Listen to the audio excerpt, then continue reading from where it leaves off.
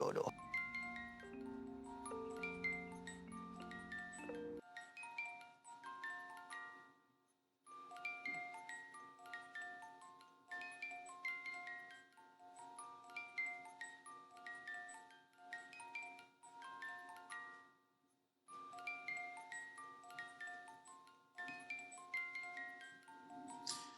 Selamat malam semua teman-teman semua di mana Anda berada. Saat ini saya ada kesempatan bertemu dengan seorang teman, hamba Tuhan, pendeta namanya Gabriel Go dari Indonesia, Jakarta. Ya. Selamat datang Pak Gabriel. Ya Pak Somiman, senang bertemu. Gimana kabarnya sekarang ini di Jakarta? Baik Pak, Jakarta juga sedang was-was karena Omikron sedang naik dan kita sedang berhati-hati. Tapi gereja tetap itu ya, sudah in person ya, sudah masuk ya, sudah kebaktian ya. Sudah onsite Pak. Ya. Nah hari ini saudara kita bersama-sama dengan Pendeta Gabriel mau ngobrol-ngobrol lah yang ringan-ringan juga berat gitu ya, mengenai fenomena yang terjadi di negara Indonesia dan juga mungkin dunia, yaitu tentang yang disebut dengan spiritual, ya, boneka apa istilahnya, boneka arwah ya, boneka arwah istilahnya. Tetapi sebelumnya saya mau mengajak kita ya membaca Alkitab dulu. Saya ada kutip 2 ayat ya yang saya mau bacakan untuk kita semuanya. Pertama kita akan membaca Mazmur 115 ayat 4 sampai 8. Saya akan bacakan ayat ini ya. Mazmur 115 ayat 4 sampai 8. Firman Tuhan berbunyi demikian, berhala-berhala mereka adalah perak dan emas, buatan tangan manusia, mempunyai mulut tetapi tidak dapat berkata-kata, mempunyai mata tetapi tidak dapat melihat. Ayat 6, mempunyai telinga tetapi tidak dapat mendengar, mempunyai hidung tetapi tidak dapat mencium, mempunyai tangan tetapi tidak dapat meraba-raba, mempunyai kaki tetapi tidak dapat berjalan dan tidak dapat memberi suara dari kerongkongannya. Seperti itulah jadinya orang-orang yang membuatnya dan semua orang yang percaya kepadanya. Ya, demikian firman Tuhan yang saya baca. Nanti mungkin kita akan kutip beberapa ayat lagi ya. Sebelum kita mulai, saya mengajak kita berdoa sebentar ya. Mari kita berdoa dengan Pak Gabriel. Bapa di surga, terima kasih di dalam kesibukan Pendeta Gabriel saat ini, kami berhasil mengajak dia untuk ngobrol-ngobrol mengenai fenomena yang terjadi di dunia, termasuk lagi semarak di Indonesia, mengenai boneka arwah. Kami, Tuhan, pimpin kami apa yang sudah kami pelajari. Kami akan melihat dalam perspektif firman Tuhan. Biarlah Tuhan memberkati apa yang akan kami obrolkan, dan bagi teman-teman yang nanti mendengar atau menyaksikan, mereka mendapat pelajaran dan mendapatkan berkat. Dalam nama Tuhan Yesus yang berdoa. Amin. Saya ada satu boneka ya, tapi bukan spirit idol, sadis juga ini, bisa bunyi-bunyi gini. Ya, apalagi malam. ya, kira-kira itu, tapi itu bukan, itu boneka mainan gitu ya, boneka mainan lah. Ya.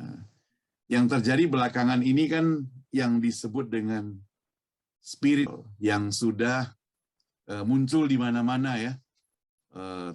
Kalau kita melihat berbagai komentar dari teman-teman yang sudah membahasnya, baik dari segi psikologi. Beberapa waktu lalu saya ada melihat juga dari video, ada seorang presenter, Melanie Ricardo ya, bersama dengan Ibu Intan Erlina, dia psikologi, dia bahas dari psikologi. Dia katakan Kalau boneka itu dimiliki oleh anak-anak, ya biasa gitu ya. Anak-anak bisa ajak boneka berbicara, main, karena anak-anak mempunyai satu kayak apa namanya, inspirasi lah ke depan begitu ya, memikirkan tentang, kayaknya mereka punya angan-angan tentang itulah, bisa main masak-masak dengan dia, makan bersama dan sebagainya. Bahkan ada yang menciptakan boneka yang bisa kasih makan, kemudian bisa pipis dan sebagainya. Itu hanya mainan gitu, hanya untuk senang-senang. Orang dewasa juga punya boneka, mereka bisa simpan, mungkin taruh sebagai hiasan. Yang menjadi masalah kan kalau boneka itu, yang menjadi semarak sekarang kalau boneka itu dianggap sebagai tanda kutip yang hidup gitu, sebagai manusia. Ya, dia bisa digendong, dikasih nama, kemudian juga dikasih apa namanya, seakan-akan dia bernyawa, ya, bisa dikasih makan gitu.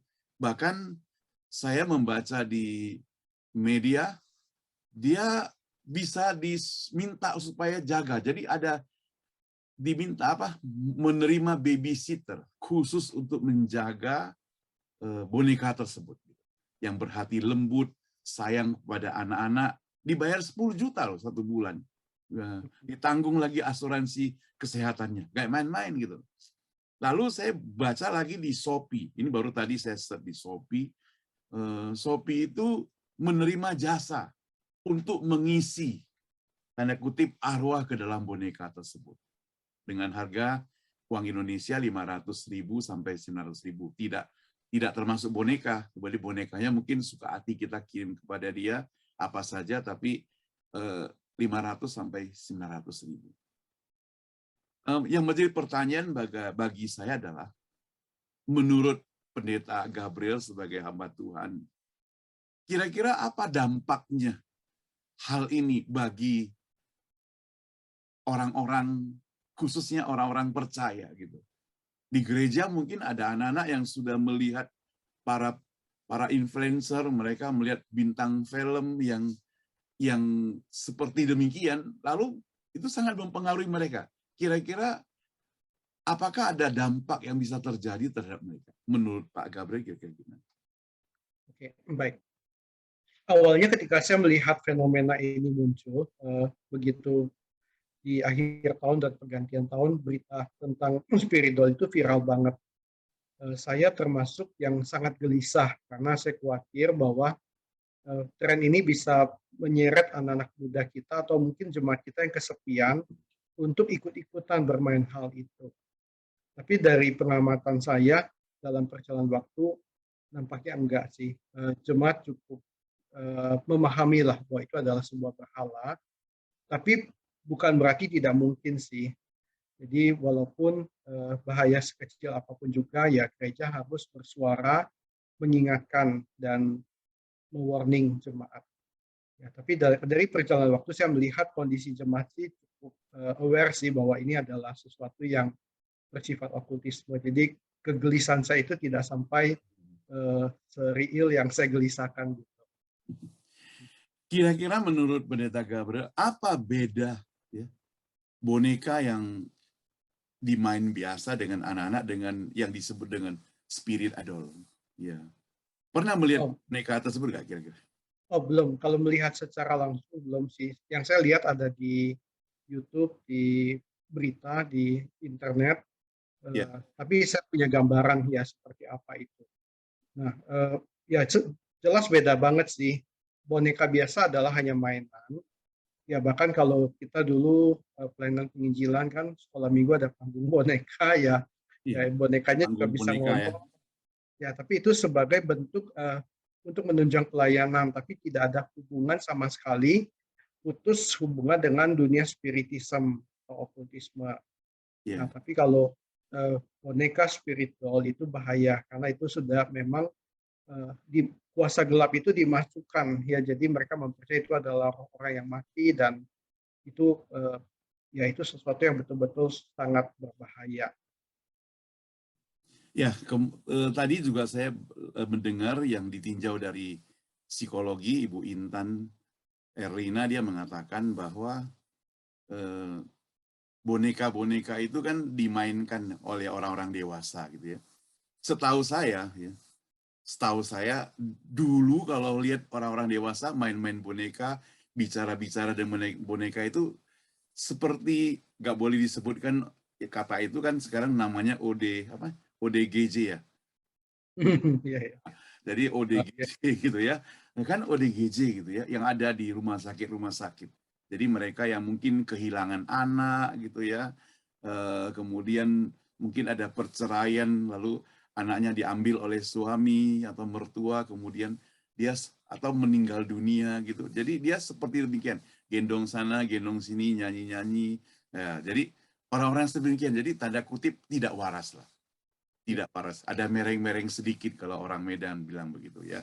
Ya. Nah, saya mau tanya kepada Pak Gabriel, apakah di dalam Alkitab pernah nggak dengar misalnya Perjanjian Lama, Perjanjian Baru muncul yang disebut boneka-boneka yang diisi dengan arwah-arwah tersebut? Oke, baik.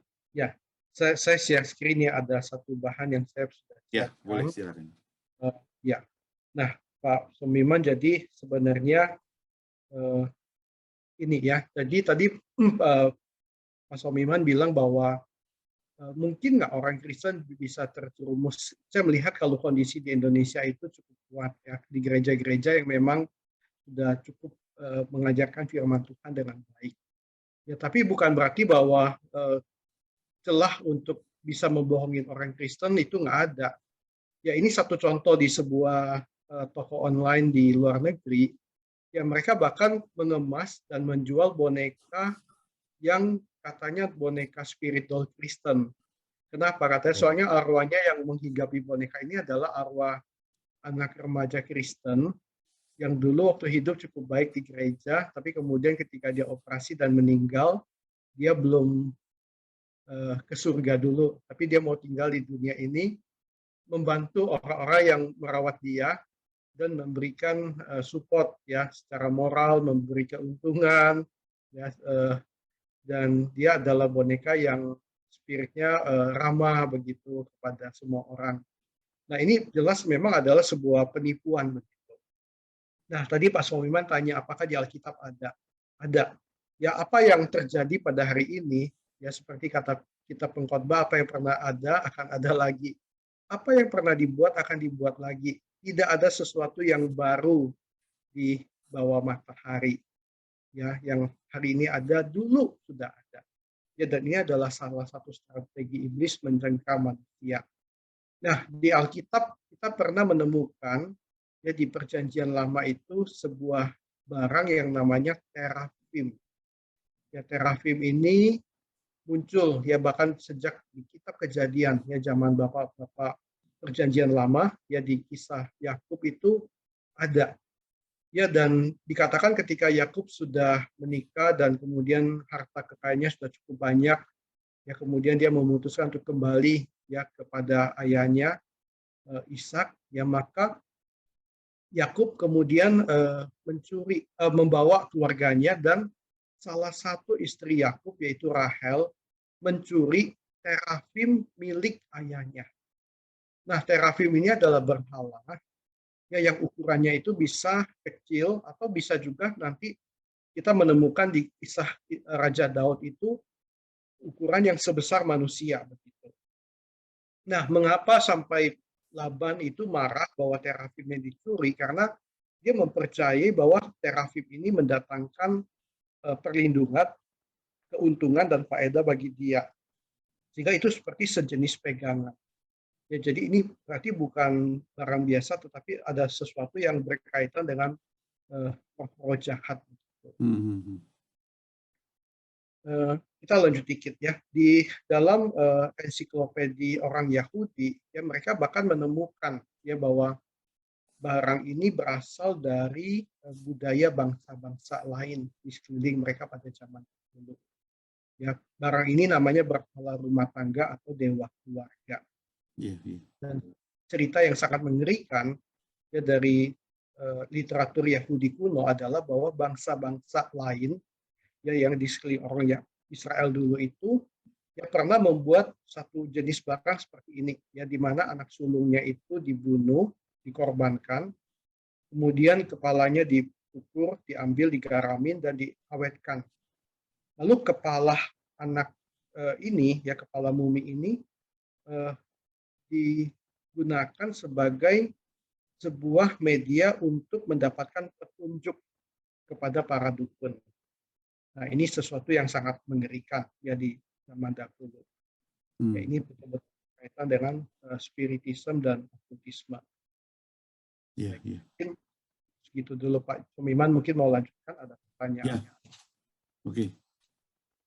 Ya, jadi itu penjelasan sedikit ya tadi ya dari Pak Gabriel. Di dalam perjanjian lama ternyata ada terafim ya, yang ada tanda kutip arwah atau rohnya begitu ya. Nah, kalau kita lihat fenomena yang terjadi, orang-orang yang main atau yang memiliki, mereka bukan orang miskin gitu ya. Artinya bonekanya bukan boneka biasa gitu ya, yang dijual di pasar di Tanah Abang atau di mana gitu ya, yang murah meriah atau abang-abang yang lewat di jalan tinggal beli begitu, bukan. Tapi bonekanya itu boneka yang cukup mahal. Tadi saya ada lihat di internet, tadi yang disampaikan juga Pak Gabriel, itu harganya bisa sampai 6 juta, 7 juta, sampai puluhan juta juga boneka tersebut. Jadi yang main boneka itu tadi babysitternya berani dibayar 10 juta, berarti bonekanya lumayan mahal begitu ya. Nah, dengan demikian orang-orang yang terkenal, mereka yang boleh dikatakan bintang film, influencer, ketika mereka memainkan itu atau menganggap itu sebagai boneka yang seperti anak mereka yang dapat mempengaruhi orang banyak, maka tentunya ada pertanyaan. Kenapa bisa terjadi demikian? Apakah orang itu sadar apa yang dia lakukan? Ya, tanda kutip. Apakah dia sadar apa yang dia lakukan? Ya, kita nggak sebut nama siapa lah. Pokoknya, apakah orang-orang demikian itu bisa sadar apa yang mereka lakukan? Yang kedua, apakah ada unsur-unsur bisnis begitu ya? Zaman sekarang kan misalnya si penjual boneka bisa saja gitu ya. Ya, seperti itu ya. Coba kira-kira gimana? Ya, ya pertama sih kalau sadar pasti sadar ya dia lakukan itu dengan pilihan dia. Ya. Nah, kalau itu memang sesuatu yang betul-betul ditekuni. Ya, hari ini ada beberapa orang sih yang katanya memelihara sampai puluhan, ya bahkan ada penjual yang punya ratusan spirit doll dan dia tawar-tawarin kemana-mana. Itu berarti sesuatu yang dia sudah jalani dan dia percaya itu ada. Nah, di Alkitab juga menceritakan sih bahwa umat Tuhan itu pernah kecelek sih. Pernah kecelek dan selain Yakub, keluarga Yakub, ya itu juga kita tahu keluarga Daud melakukan hal itu. Ya. Ya, coba kita lihat lebih jauh ya. Jadi di masa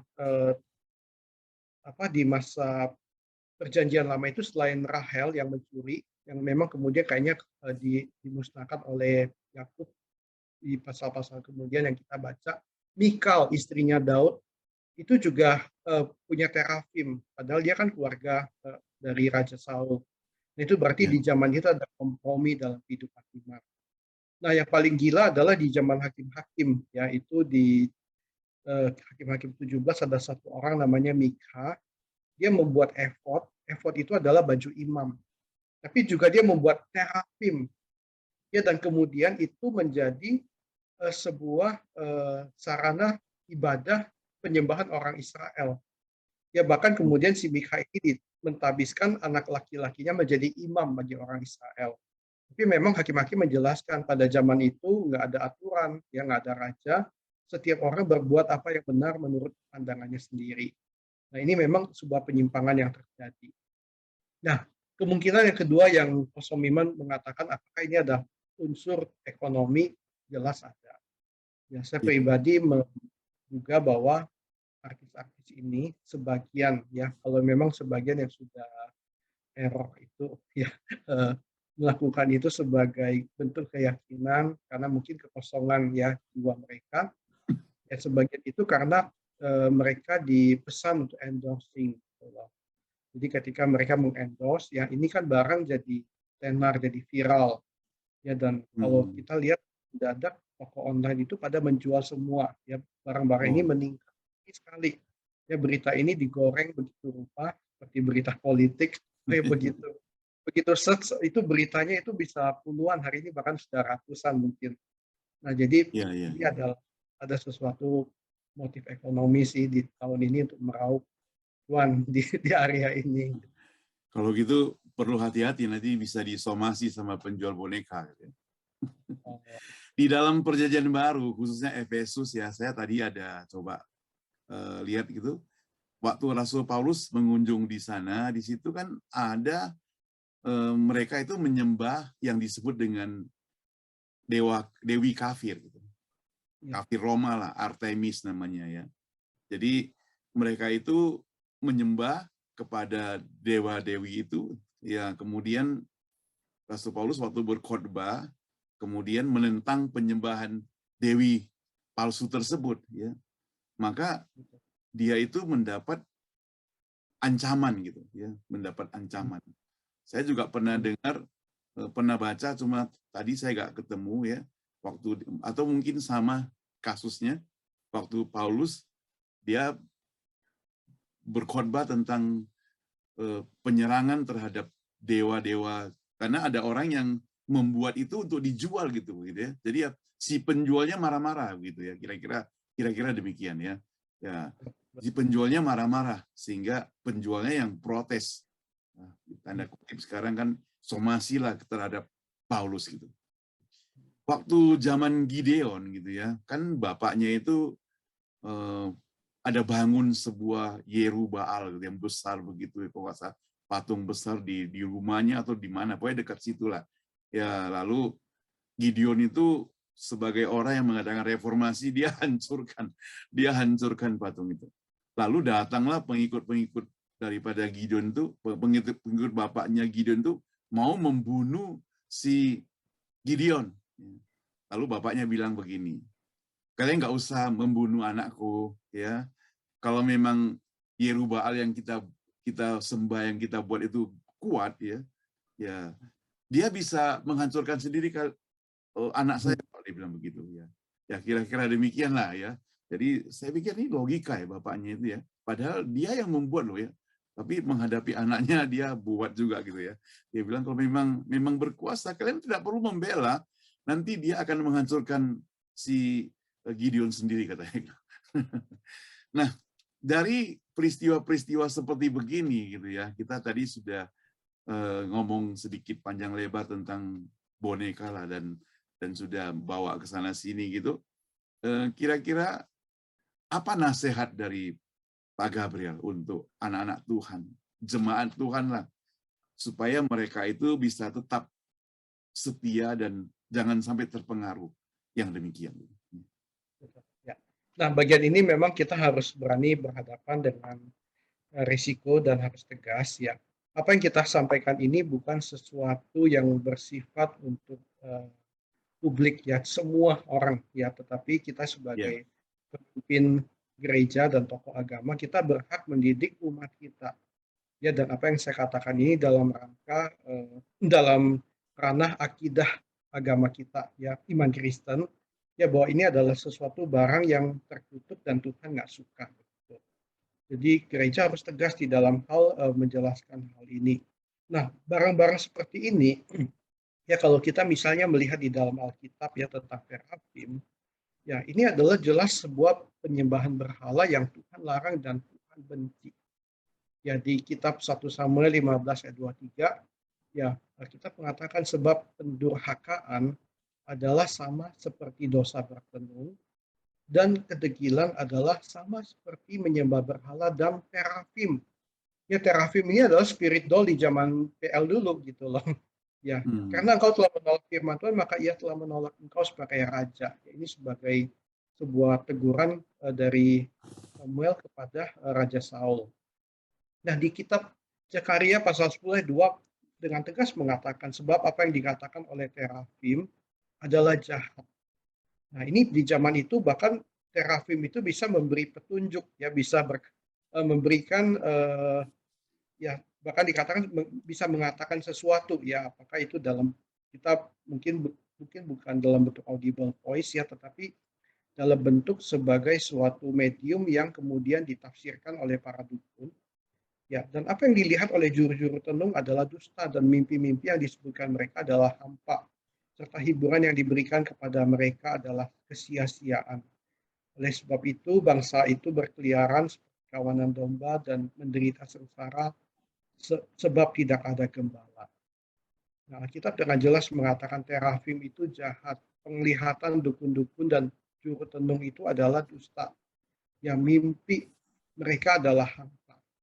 Ya, hiburan mereka adalah kesia-siaan. Nah, ini jelas sesuatu yang memang Alkitab larang. Ya, bahkan dikatakan itu adalah kekejian yang di mata Tuhan, yang Tuhan sangat jijik.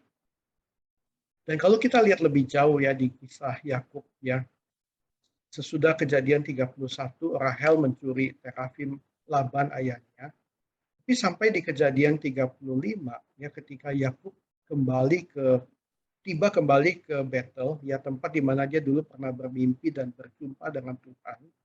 Ya, di situ dia rekomitmen. Dan Yakub tahu bahwa mungkin sekian lama keluarganya itu tinggal di rumah mertuanya yang terinfiltrasi dengan budaya bangsa-bangsa sekeliling, bahkan juga kepercayaan dan praktek penyembahan berhala. Dia ingin membersihkan keluarganya dari hal itu. Dan dia mengatakan gini kepada seisi rumahnya, jauhkanlah dewa-dewa asing yang ada di tengah-tengah kamu, tahirkanlah dirimu dan tukarlah pakaianmu. Aku akan membuat mesbah bagi Tuhan yang telah menjawab aku pada waktu kesesakanku dan Tuhan yang telah menyertai aku di jalan yang tertempuh. Lalu ayat 4 dikatakan, mereka menyerahkan kepada Yakub segala dewa asing yang dipunyai mereka dan anting-anting. Ya, ini bukan anting sembarangan tapi anting-anting jimat ya yang ada pada tangan mereka. Lalu Yakub menanamnya di bawah pohon besar di dekat Sikhem. Nah, dugaan saya adalah terafimnya Rahel itu juga ikut diserahkan pada waktu itu. Nah, satu hal yang sangat menarik kalau kita baca ayat 5, sesudah itu berangkatlah mereka, dan kedahsyatan yang dari Allah meliputi kota-kota sekeliling mereka, sehingga anak-anak Yakub tidak dikejar. Nah, satu hal yang menarik adalah gini, ya ketika Yakub menyucikan seisi keluarganya dari berhala dan dewa asing serta jimat yang berupa dari anting-anting yang ada, ya kita mengatakan kedahsyatan dari Allah meliputi kota-kota sekeliling mereka, sehingga anak-anak Yakub tidak dikejar. Ini berarti ketika kita hidup kudus ya dan di dalam betul-betul murni di hadapan Tuhan, ya kedahsyatan dari Allah itu diterjemahkan kalau di Alkitab Inggris adalah the terror from God. Ya, melingkupi bangsa-bangsa penyembah berhala di sekitar mereka. Ya, dan mereka nggak berani mengganggu keluarga Yakub. Ya, padahal kita tahu bangsa-bangsa dulu itu juga sangat kejam, ya sangat beringas ya, bahkan mereka tidak segan-segan misalnya ada keluarga yang kaya dan itu bisa menguntungkan, mereka tidak tendeng aling-aling untuk membantai, membunuh dan merampas segala kekayaan yang ada. Nah, mengapa sampai Yakub bisa ditakuti? Karena Alkitab mengatakan Tuhan yang menjaga mereka dan Tuhan yang mendatangkan rasa takut. Artinya Tuhan memberikan mereka wibawa ya dan perlindungan sehingga tidak ada yang berani mengganggu. Nah, kita sebagai anak Tuhan harus berani dalam hal ini ya untuk menolak segala benda-benda yang Tuhan nggak berkenan, dan ketika kita kudus di hadapan Tuhan, ya perlindungan Tuhan akan menyertai kita di tengah dunia yang jahat dan mengerikan. Seperti itu. Ya, thank you. Jadi kita sudah ngomong sana sini ya. Saya pikir cukup jelas lah bagi jemaat Tuhan ya yang dewasa, yang mengerti ya.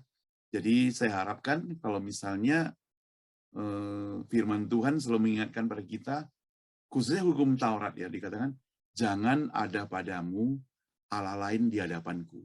Itu firman Tuhan sudah jelas sejak perjanjian lama gitu ya. Jangan ada padamu Allah lain di hadapanku. Artinya kalau kita menganggap bahwa ciptaan manusia itu boneka-boneka itu sebagai sesuatu bernyawa itu sudah menjadikan dia sebagai berhala, gitu ya.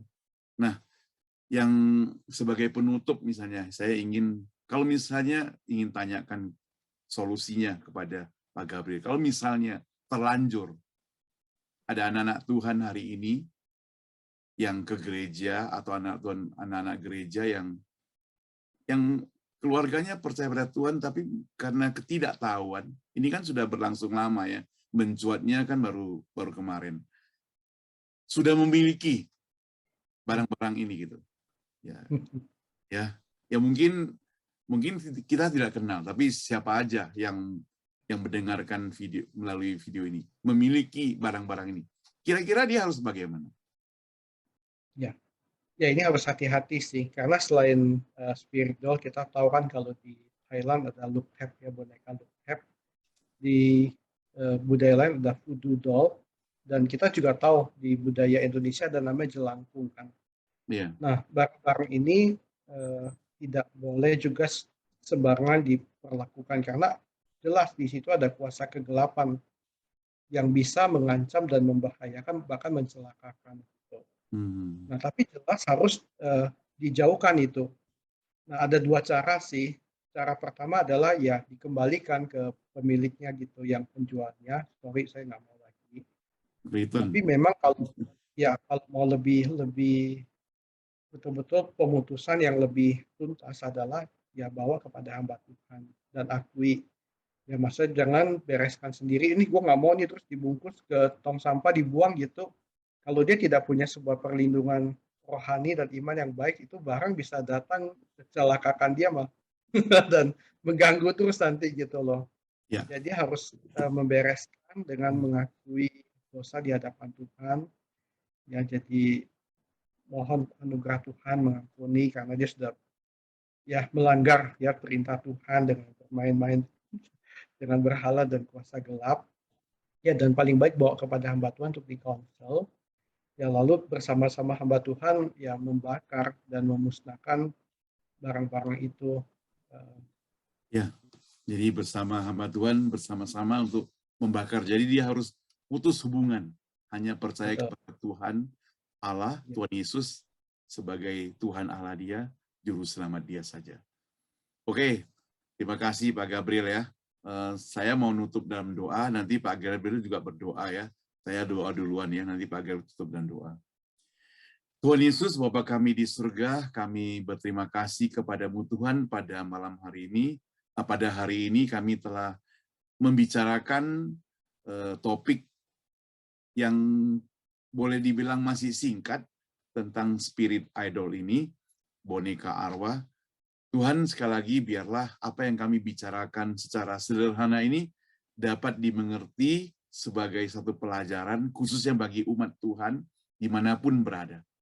Oh Tuhan, kalau pada hari ini ketika orang-orang yang mendengar atau melihat video ini mereka ingin melepaskan semuanya itu, Tuhan, biarlah Engkau datang kepada dia, berikan keberanian kepada mereka untuk membuang semuanya itu.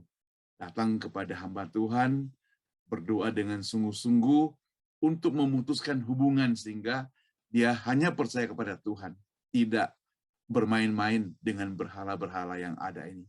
Sekali lagi, kami sebagai hamba Tuhan menyerahkan semua ini ke dalam tangan Tuhan. Kami juga doakan untuk pendeta Gabriel, jaga pelihara kesehatan dia, demikian juga untuk pelayanan dia, semua dan keluarganya kami serahkan ke dalam tangan-Mu. Dalam nama Tuhan Yesus kami berdoa. Amin. Bapa di surga, kami juga berdoa untuk semua orang yang mendengarkan sesi dan tayangan ini. Kami rindu Tuhan di dalam hidup kami. Kami adalah umat yang kudus milik-Mu Tuhan. Dan Engkau juga adalah Allah yang kudus yang menguasai dan memenuhi hati kami. Kami berdoa biarlah hidup kami dan hati kami menjadi tata yang kudus, yang layak, yang menyenangkan Engkau ya Tuhan.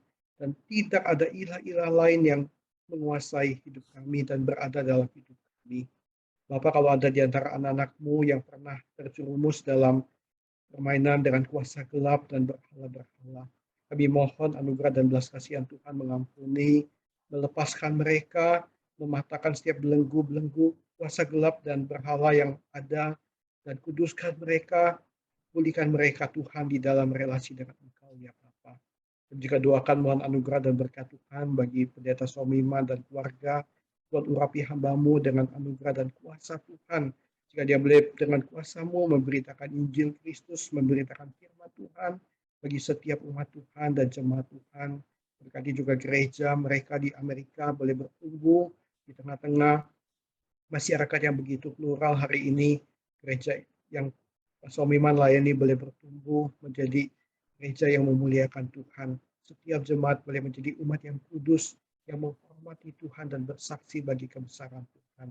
Terima kasih Bapa, demi nama Tuhan Yesus kami berdoa. Amin. Oke, Pak Gabriel, thank you ya Sama-sama. semuanya ya. Jadi hari ini masih ada pelayanan ya?